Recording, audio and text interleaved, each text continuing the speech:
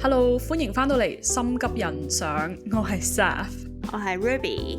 唔知點解今日嗰幾粒字好似零舍翹口咁。點啊？你呢排有咩搞啊？我冇咩搞，但係咧，我想分享咧一單我尋日見到嘅事啊。最近我唔知 Sydney 係咪啊，但係我住喺嗰度咧，成日一到夜晚就落大暴雨，係真係可能講緊喺香港可能係紅色至黑色暴雨嗰種嘅大雨程度咯。你係咪仲落緊雨啊？你嗰邊？冇啦，今日又好好天，我都想同大家分享下咧。香港咪有嗰啲暴雨警告啊，咩唔同顏色咁樣啦。呢度係冇噶咯，你唯一要睇下今日有幾大雨，你要去學睇嗰個 mm 咯。即係所以我而家大概知2mm 係有幾大雨，5mm 係有幾大雨，係咁癲。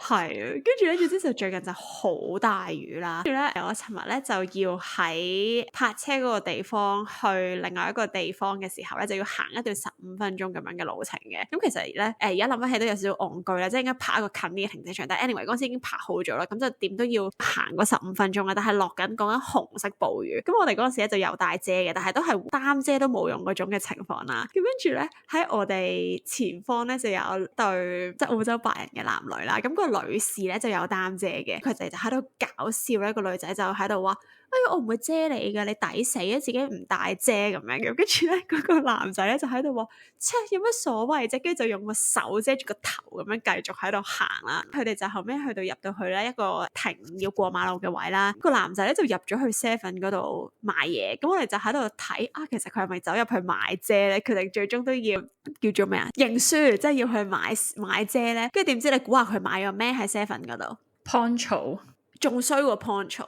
膠袋，係佢買咗一個 Seven 嘅膠袋，即係去 Seven 嗰度咧，佢買咗個幾毫子嘅膠袋咧，跟住即刻挖咗個窿，跟住笠喺自己個頭度，我覺得好搞笑。即係我覺得咧，澳洲人唔中意擔遮嘅程度咧，去到一個位咧，係真係可以可笑到咁樣咯，即係連遮都唔肯買咯。即係你覺得遮係一個唔需要嘅用品咯，就係去 Seven 買個膠袋就得啦，跟住笠住自己個人。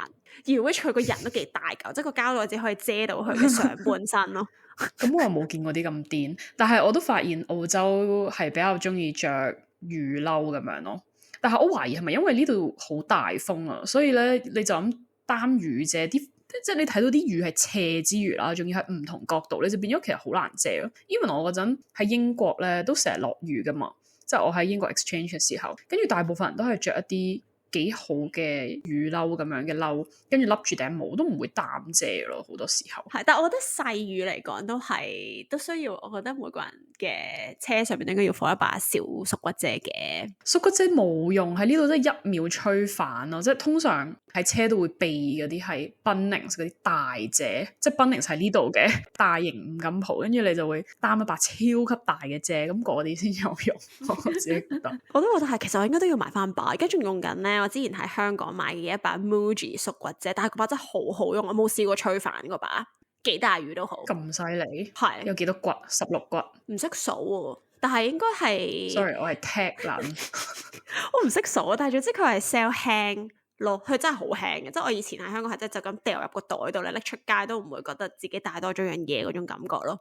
係，好啊，你講下你今日點解想講騙徒手法層出不窮咯？今次咧好想講下唔同嘅騙案。咁上次 sort of 提到 KK 園呢個事件啦，咁其實唔係好知大家對 KK 園有幾多了解？喺講我有幾多了解之前咧，你知唔知咧？我見到咧香港有多2個女仔俾人捉咗喺 KK 園區喎，唔知係咪你即係你上次講個明星咧？唔知係咪同一 batch 咧？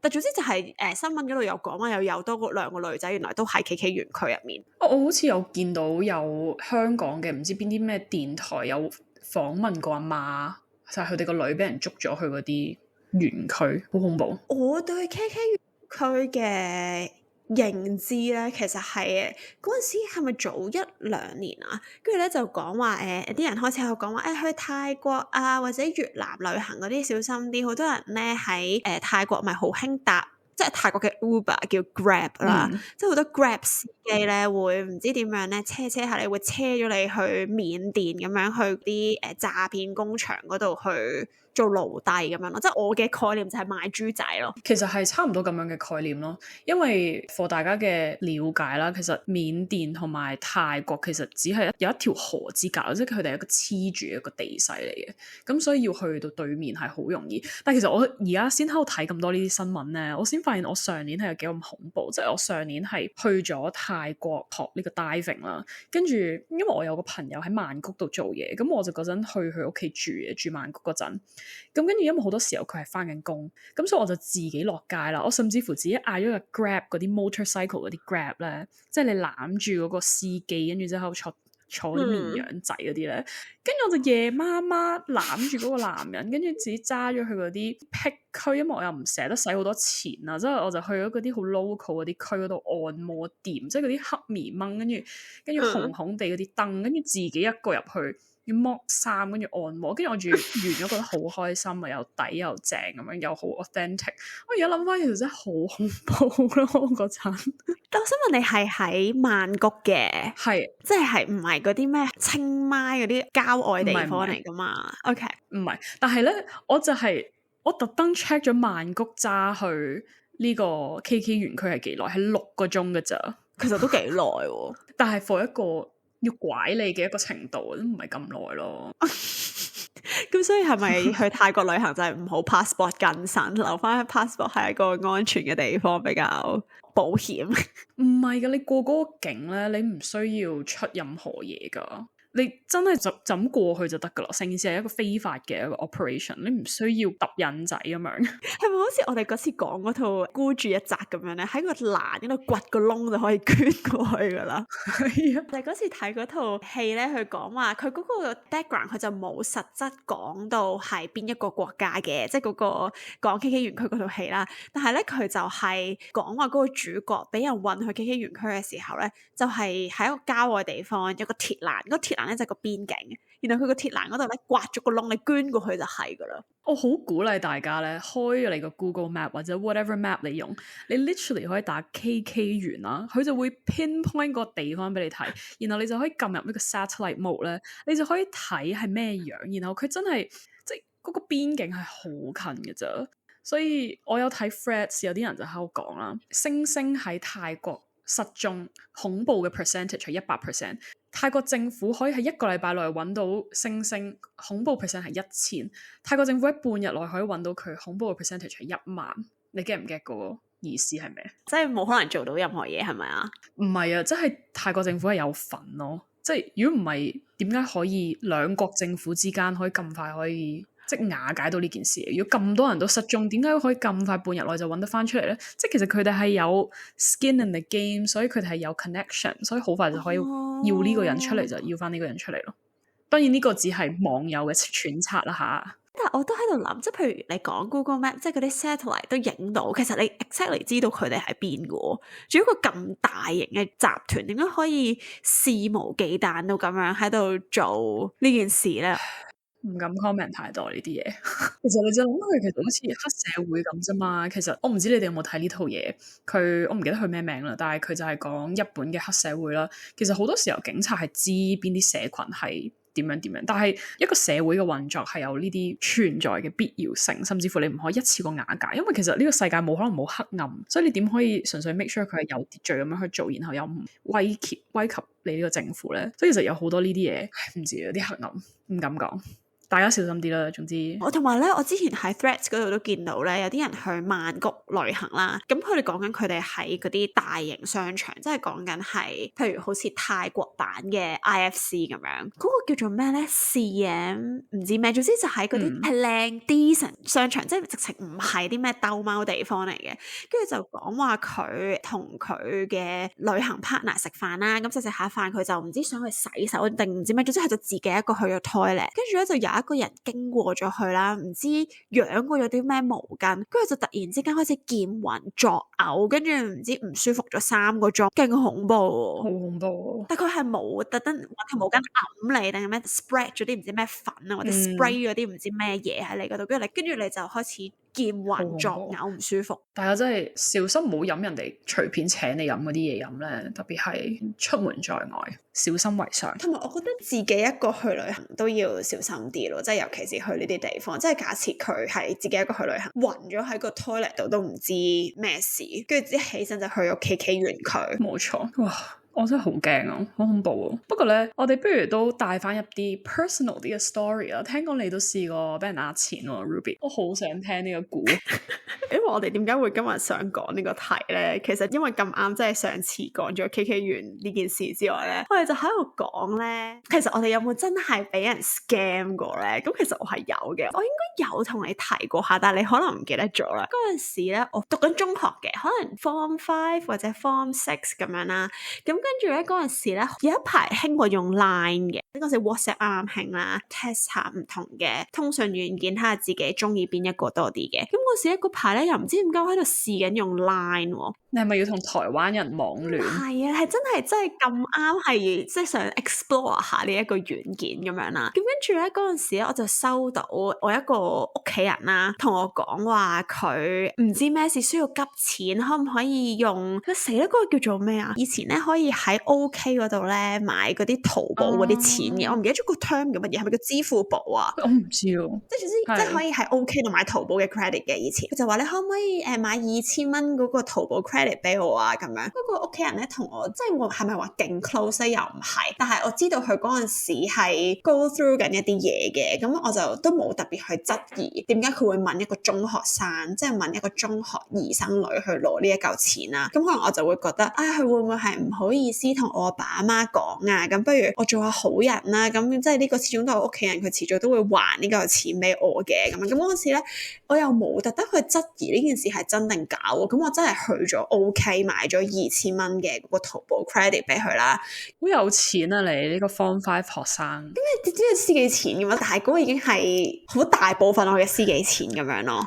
即係我 accessible 嘅 cash flow 咁樣咯，咁跟住嗰陣時過咗幾個鐘之後，我好似喺 Facebook 嗰度見到我嗰個屋企人咧就喺度講自己個 Line account 俾人 hack 咗，唔好信佢講嘅嘢。跟住我心諗 shit 咁樣啦，跟住我驚到仆街啦。咁但係我都同咗我爸阿媽講嘅，咁跟住佢哋就話都即係去報警啦，啲錢應該都揾唔翻噶啦，但係報警錄定個口供啦咁樣。咁我就好記得，因為嗰陣時咧我嗰個屋企人去俾人 hack 咗個 Line account 嘅時候咧，就去咗太子警署，跟住咧去咗太子警署錄口供，咁所以咧我都要嗰陣咧即刻搭的士去太子警署嗰度去錄口供啦，因為係同一個 case 啊嘛，蝕埋的士錢啊，仲要係啊，真係好慘啊！跟住然之後咧，去到嗰個錄口供嘅時候咧，咁嗰啲警察就喺度問成件事發生咩事啊，跟住喺個警局嗰度大喊咯，好慘情啊！因為我覺得好委屈啊，即係我純粹想一心做一個好事，但係點知原來我係俾人 scam 咁樣，仲要係個妹妹，係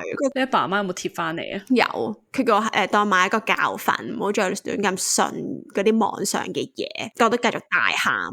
不過都好嘅，你趁後生咧經歷過呢啲咁樣嘅騙案，即係2000蚊，你起碼以後唔會俾人呃幾廿萬咁咯。多啲警惕心嘅話，都算係一件好事。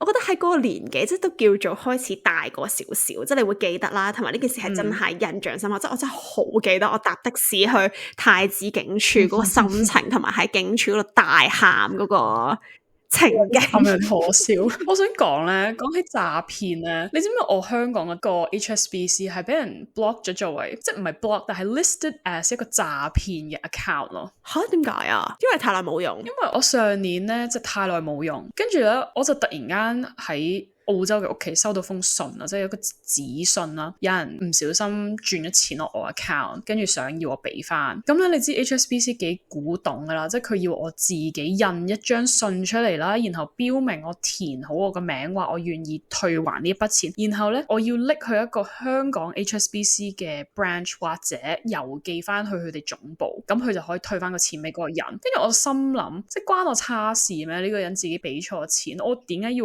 我去承擔呢個時間同埋金錢去寄呢個咁樣嘅信？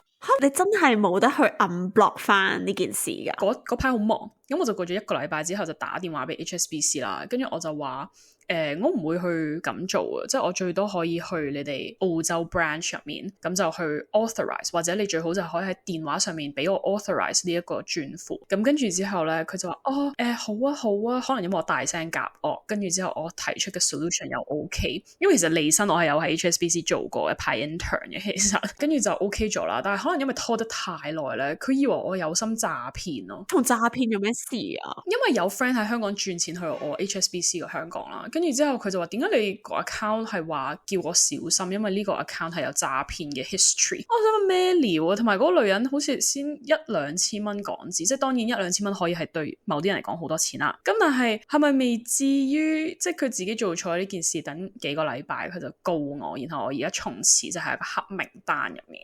慘唔慘情？但係我覺得 HSBC 咧都好有病喎，即係你係無啦啦要去做好多嘢啦，時間都算啦，你仲要寄翻去，你郵費都要錢啦，係咪啊？你澳洲寄翻香港，我唔知喎，因為咧我有 friend 喺香港嘅，佢其他嘅銀行度做過啦，跟住佢哋話佢哋會定期即係喺警方嗰度收到一啲詐騙嘅 account related 嘅，咁佢哋就會用嗰個 list 咧去 update 佢哋自己銀行入面嘅一啲記錄，咁就會發放呢一個 notification 俾佢哋嘅客。咁所以佢話嗰個人應該係真係去咗報警，話我有心詐騙佢，但佢自己轉錯錢，點解可以覺得我詐騙佢啊？真係好委屈啊！我之前咧換電話咧，個 HSBC app 搞嗰個咩 authorize 要用你個電話收 SMS， 但係因為我香港電話已經係收唔到 SMS 噶嘛，跟住就搞嗰單嘢搞咗好耐，即係我要特登去開通我而家澳洲嘅電話卡，可以打翻去香港啦，再喺電話度 authorize 我係轉電話啦，咁我先可以喺新電話度用到 HSBC 個 app 咯。我之前同佢哋搞好多嘢，佢哋又係要我個人去個 branch 或者要寄封信，即係古代咩？而家真係，不過咧有一啲矛盾位嘅，因為我哋今日要講嘅股咧就係全部都係一啲詐騙啦，亦都有一啲係金融嘅詐騙案，或者去盜竊你身份造成嘅一啲詐騙案。其實 HSBC 因為佢作為一個好大間嘅公司啦，即係全球都有好多 branch 嘅公司，咁所以佢係零舍要小心呢啲 identity fraud 咯，咁所以佢先有咁多嘅叫做 red tape 或者叫做程序嘅嘢去 make sure 真係你本人去做某一啲嘢，但係當然佢個對立面就係對一啲用戶造成一個極大嘅不便，係啦。好啦，咁既然係咁，我都要講下我一個曾經嘅一個詐騙嘅經驗。我想問係你詐騙人定被詐騙啊？梗係我被詐騙啦，我點會喺呢度自爆自己詐騙人啊？唔通即時有做過？你有冇大喊啊？冇啊。嗱，呢個係差啲被詐騙，但係我真係幾乎要轉錢過去噶啦。其實呢個應該好似係我18歲嘅時候，我諗咁咧。For context，我係一個不嬲對投資比較有興趣嘅人嚟嘅，所以我一直都有去研究呢啲嘢啦。嗰排香港咪好興倫敦金，你有冇聽過？有啊，但係唔係嗰陣時就係話佢哋係柒頭 MK 仔呃錢嗰啲咩？係我18歲嘅時候，應該就係18年之前啦。咁18年就係好多嗰啲倫敦金俾人爆出嚟嗰段時期，咁佢係去之前嘅，即係我算唔算係嗰個潮入面嘅其中一個差唔多成為受害者嘅人？咁咧，總之就係咧有呢一個 MK 仔啦，咁佢就係 Instagram 啦，就係 po 勁多嗰啲跑車啊，你知嗰啲 Yo 嗰啲 finance guy， 跟住喺一個跑車面前影相啊，跟住又搭私人飛機啊，跟住又去嗰啲海邊酒店嗰啲影相啊，跟住咧就會 po 好多 story 同埋 post 就係話點解可以咁成功咁自由，就係因為我嘅投資手法。咁我嗰陣咧就又有少少知識，但係又即係都係蘆筍未生埋嘅一個時期啦。咁我就覺得哇好正啊，我都想啊。咁咧我就有 message 佢嘅，咁佢就話係可以幫你去做呢樣嘢，咁佢就會收一啲佣金咁樣。我嗰陣就睇好多唔同啦，跟住我嗰陣甚至有上嗰啲 forum， 我唔記得香港嗰陣係咪一個連登。但係我就有上網去 search 呢個人嘅，咁有啲人就話哇，我真係喺佢身上賺到好多錢，咁可能就係佢嘅騙徒嘅一份子啦。咁咧，我嗰陣係差啲將8萬蚊嘅港紙，即係我嗰陣讀大學嘅一啲準備讀大學嘅某一啲錢，係諗住俾晒佢嘅。咁但係我點解差啲冇咧？就係我俾之前啊，我就係咁喺度問佢其實你個投資個 strategy 或者大概你係買一啲咩 asset？ 因為我係 once again 我係有少少睇過唔同嘅即係投資嘅 information， 所以我都係有少少 background。咁佢就完全答唔到我啦，跟住佢就咁話你俾我就可以幫你搞掂。咁我就喺任何 information 都得唔到嘅情況底下，我就覺得太奇怪啦。同埋都算多錢，我又唔係好想去貿然做呢個決，咁就冇俾到錢佢。跟住後期就發現好多人就爆佢出嚟喺連登，就係話佢係一個詐騙案嘅犯人。你嗰時點解唔去舉報佢啊？好問題，但係我印象中佢哋通常會對啲冇發生嘅嘢，你唔可以去舉報佢咯。你純粹懷疑嘅話，你係冇真係俾佢呃過錢。跟住咧，其實倫敦金我唔知大家知唔知啦，但係倫敦金騙案其實就係18年之前咧，有好多香港人都係俾人呃過錢嘅。佢2018年嘅半年入面啦，有差唔多100億嘅港元係被騙。咁佢個騙徒手法咧，就係佢會呃你啦，就話啊，我會幫你買倫敦金，會幫你交易。咁呢一個係一個實際上有存在嘅一個 asset 嚟嘅，即係你真係可以咁樣去 trade 呢樣嘢嘅。咁但係咧，佢就會呃你，叫你去一啲其實係有一啲問題嘅金融公司或者叫做 broker 啦，咁就叫你開戶口啦，跟住叫你入錢啦，咁佢就會叫你簽授權書啦，即係就話哦 I consent 你可以代我買，即係有啲 agency rights 咁樣嘅嘢。咁你就會將嗰個戶口嘅操控權交晒俾佢啦。咁佢就會不停做一啲虧損嘅交易，咁可能佢就會同佢自己有一個相反嘅交易嘅，咁你就變咗佢就可以咁樣將啲錢合法咁樣轉晒落自己度咯，就係咁，跟住就好多人都俾人呃咗錢。咁我想問咧，即係詐騙你嗰個人啦，佢係自己一個行使啊，定其實佢背後有一個集團嘅咧？我真係唔知啊，因為佢出樣嘅咧就係得佢自己嘅啫，即係佢要打造一個黃金 bachelor 咁樣嘅一個形象，但係我唔出奇，如果佢背後其實係有可能曾經呃過嘅，咁跟住之後佢就利用呢一樣嘢去話，如果你幫我宣傳，因為你都要有其他 use case 成功案例，啲人先會覺得哇，你真係可以幫其他人賺到好多錢，咁可能佢就話你加入我就會分啲俾你，我唔知啊，我呢個粗略喺度估嘅咋，但係可能有啲咁樣嘅 case 都唔得。但係而家係唔興噶啦嘛，係咪啊？而家都好耐冇聽過倫敦金呢一個 term， 即係倫敦金咧，而家係愛嚟變咗做形容嗰啲 finance guy 打扮嘅人，就係叫倫敦金噶嘛，即係而家唔興再有人做呢件事噶啦嘛，係咪啊？嗱，而家好多就會變咗做 crypto 咯，即係可能就會好多人用 crypto 去話啊，我可以幫你賺好多錢。其實金融嘅騙案好多都係同一個底嘅 concept， 就係用一啲你未必好熟悉嘅一啲投資嘅方法或者投資嘅 asset 啦，咁佢就會話啊，因為你唔明，我可以幫你操作，我從中會收佣，但係你可以 expect 幾多時間會賺80%咁樣。咁所以佢哋會不停用一啲，譬如嗰陣就係倫敦金，因為冇咩人了解倫敦金。而家可能就會係 crypto， 因為大家都聽過，又有啲 FOMO， 但係又未必清楚究竟係乜嘢嘅情況底下，咁就會呃你去賺錢。好恐怖！但係咧，而家資訊科技咁發達嘅年代，點解呢啲人都仲可以揾到食嘅？即係我理解 KK 園區，佢哋即係被賣豬仔啦，你被逼被詐騙啦。但係即係呢一啲你可以自己選擇噶嘛？即係譬如以前都算啦，即係17、18年嗰陣時，真係未有咁多呢一啲叫做 identity fraud 啊，或者可能係詐騙倫敦金嗰啲嘢。但係而家係人都知噶啦，即係點解仲會有人去即係被詐騙到咧？所以真係要去翻騙徒手法層出不窮呢一個底層嘅邏輯。我以為你想講呢，被騙的那個比騙徒更混賬啊！Blame the victim，victim blame 好慘情咯。但係譬如其實你話 KK 園啊，佢哋拐嘅嗰一堆人或者誘騙嗰堆人入咗去，佢哋其實就係詐騙緊其他人咯。所以其實佢哋都係成功詐騙到好多人。不過咧，我亦都可以去討論下。我唔知你有冇聽過咧，香港算係幾 recent 啦，就有一個跨國公司嘅，亦都俾人詐騙咗差唔多2億港元嘅事件，有冇聽過？我冇喎，係近年發生嘅定係點樣啊？係近年，我唔記得係邊年，不過係近幾年發生嘅。咁佢嗰件事係發生咗咩事咧？就係佢有一日就收到個 Zoom 啦，佢個 CFO 咧就話要打電話俾佢，咁咧就開咗一個 video call。咁你係睇到個 CFO 嘅樣噶啦，佢把聲又係平時嘅聲，樣又係平時嘅樣。咁佢就話佢要做幾個交易，叫你立刻轉賬去呢啲咁樣嘅戶口。咁呢個 CFO 咧就叫嗰個人啦，咁就佢嘅下屬啦，就係轉賬去差唔多5個唔同嘅戶口，咁就一共差唔多2億。Sorry， 我想問係咪2億港幣啊？冇錯，港幣。跟住咧第二日咧嗰個人就打翻去總公司就問翻轉賬嘅嘢，跟住 CFO 就話我冇叫你轉賬，跟住之後成件事你覺得係點解你可以見到嗰個 CFO 都可以係詐騙咧？你諗唔諗到係咩原因？係咪嗰啲而家好興嗰啲 AI 嗰啲合成嗰啲啊？即係你成日見到 Taylor Swift 講普通話嗰啲咧，所以咪用 AI 合成出嚟嘅？係咪真係用類似嘅 technology 啊？冇錯啊，完全就係咁，嗰個 technology 其實就叫 deep fake 啦，deep 就係好 deep 嗰個 deep 啦，fake 就係假冒嗰個假嗰個 fake，咁其實就係 AI 嘅一個 deep learning 可以合成嘅一啲片同埋聲音，咁其實佢就係去學你網上面嘅片啊，你網上面嘅樣，你嘅聲音，你嘅動作，咁佢就會將呢件事合成啦，用 AI，咁就會變到係一個好似你嘅影像同埋聲音，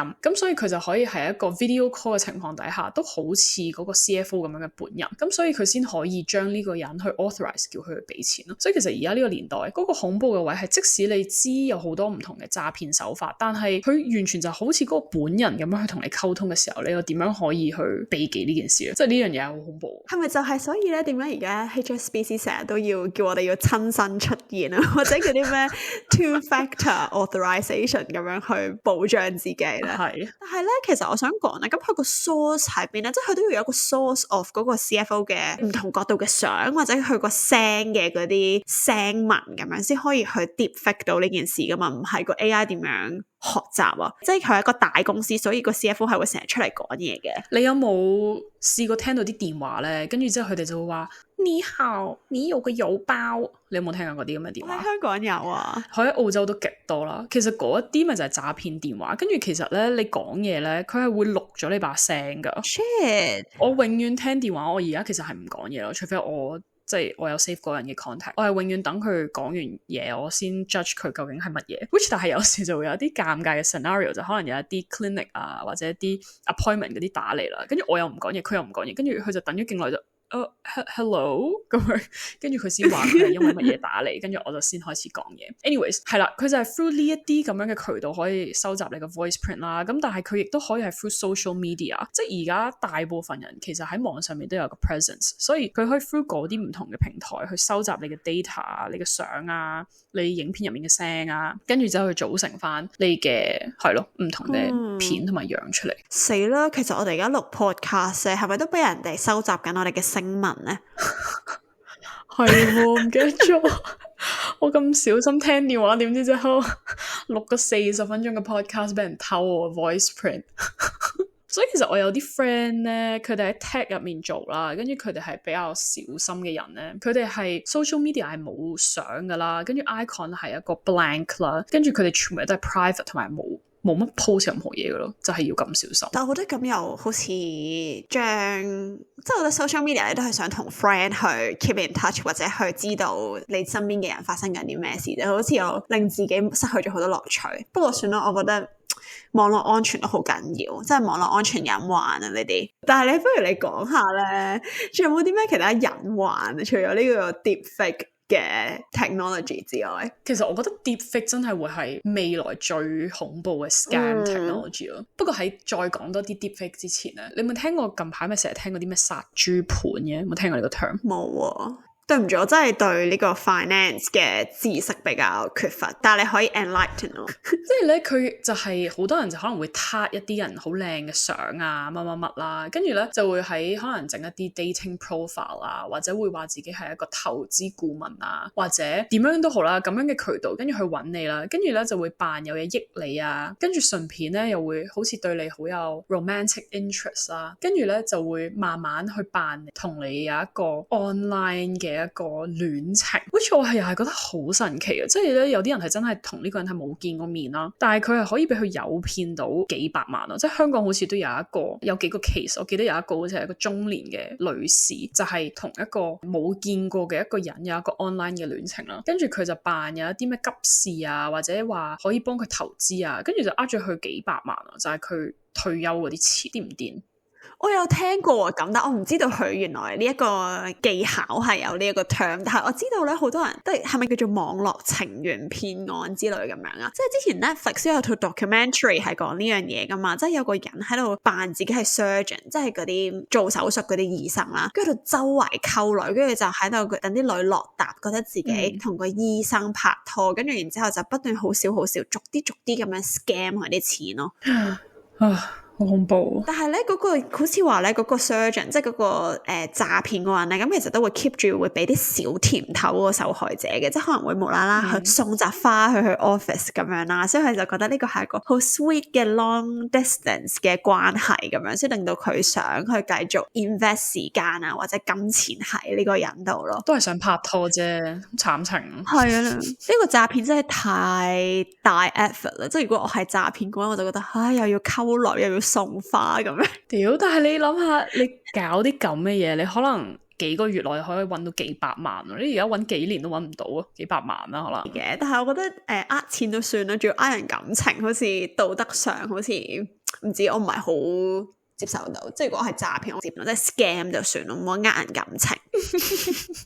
好有道德底線啊吓，淨係呃錢。錢還錢，係啊，即係呃感情又係另外一件事嚟噶嘛。但係你有冇睇過我講 Netflix 嗰套 documentary 啊？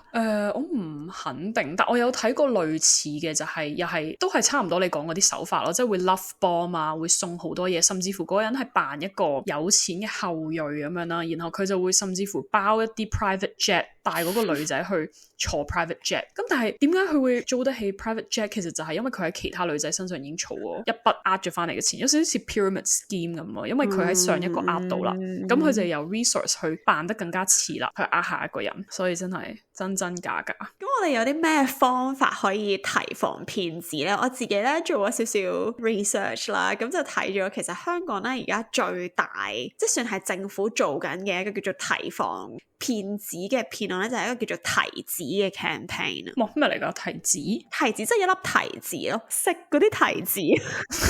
好多謝你啊！我完全就係問緊呢個係咩啊？咩係提子 program 我嘅意思？咁佢咧就呢個提防騙子計劃咧，就係生咗個吉祥物叫做提子。哦，咁 cute 啊呢個名。係啦，咁提子係真係一粒提子嚟嘅，咁跟住咧佢就係粒紫色嘅嘢咁樣啦，咁就係提防市民要提防騙子啦，同埋最緊要咧係提醒埋身邊嘅人，咁佢仲 set up 咗一條提防詐騙熱線叫做18222咁樣，咁就可以打去求助，即係可能喺你個 case 你嗰陣時懷疑自己被 scam 嘅時候咧，你而家就可以打，即使冇發生，但係都可以打個電話咧去 report 呢一個 case 嘅。咁跟住咧，我就喺度認真咁樣去睇下，咁其實阿提子其實做咗啲乜嘢咧？咁其實咧，阿提子咧喺社交平台咧係有好多 presence 嘅喎，佢有出經典電視廣告系列啦。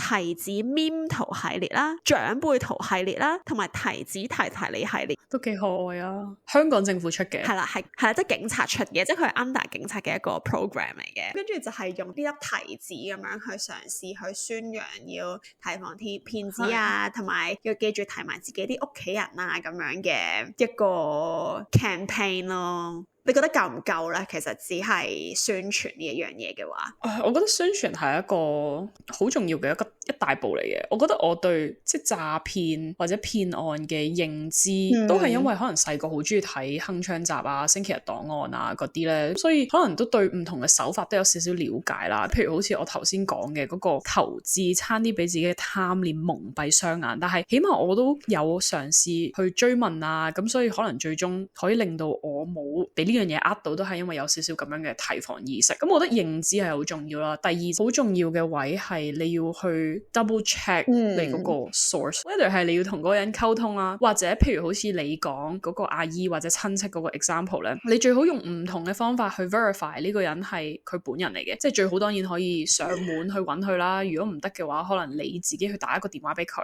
然後你甚至乎再問埋佢身邊嘅人知唔知佢有冇啲咁樣嘅情況。其實我同我阿媽有一個 code word 咯，即係就會如果有啲乜嘢咁樣嘅緊急事嘅話，有人咁樣問佢，然後我哋雙方都要講到嗰個字先至會知嗰個係我本人。我覺得呢個都係幾好嘅。我想講呢個我哋小學已經定咗呢個 code word 係咪好有提防意識嘅一家人？你有冇 update 你個 code word 㗎？定係一直都係嗰個？係，都仲係嗰個。咁所以我覺得呢個都有用。我覺得就係一個 manual 嘅 two-factor authorization 咯。你呢個 code word 冇錯。我覺得我應該都要同我爸媽 set 下啲咁嘅嘢。之前咧，我阿婆啦，佢係嗰啲仲係會有屋企電話嘅人嚟嘅。咁跟住咧就有個人咧扮係我哋其中一個屋企人打俾我阿婆咯。呢個幾耐之前發生嘅事？呢個好似係1-2年前咯，係啊，好醒喎。跟住佢又喺度問嗱，你話你係我女婿啊嘛，咁我個女叫咩名啊？